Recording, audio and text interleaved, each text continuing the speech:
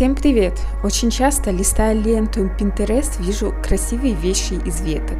Но глядя на свои ветки, возникает вопрос «как?». И сегодня я покажу, как подготовить ветки, чем их обработать, и в конце ролика сделаю из них милую вещь. Мы недавно срубили вишни, и у меня есть вот такой кусторез. Иду выбирать веточки, которые мне подойдут. Где-то слышала, что ветки должны быть обязательно сухими, как дерево, и только тогда с ними можно что-то сделать. Как вы думаете, это правда?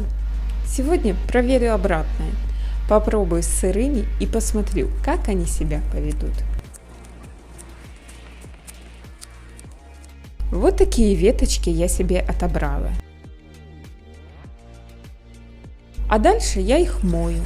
Налила обыкновенную воду и губкой постепенно каждую веточку отмываю от грязи и плеты синей.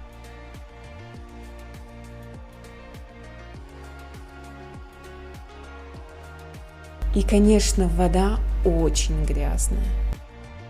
Это ветки вишни, и после отмывания стал виден красноватый оттенок, и я решила его немного усилить.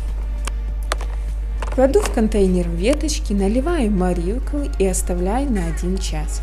Периодически помешивая, чтобы все ветки были покрыты. Ну прям как рецепт диктую.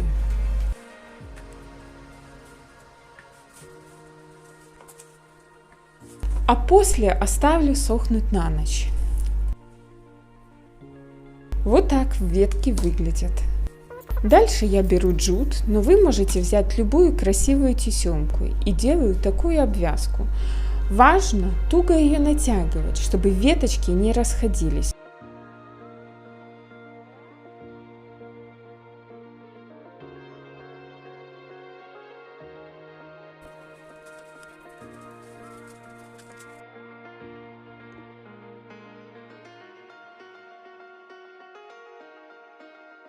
Ну и в конце я ровненько обрезаю все ненужные края и джут. Вот такая подставка под горячее у меня получилась. Темного цвета с натуральным красным оттенком. Выглядит она очень мило.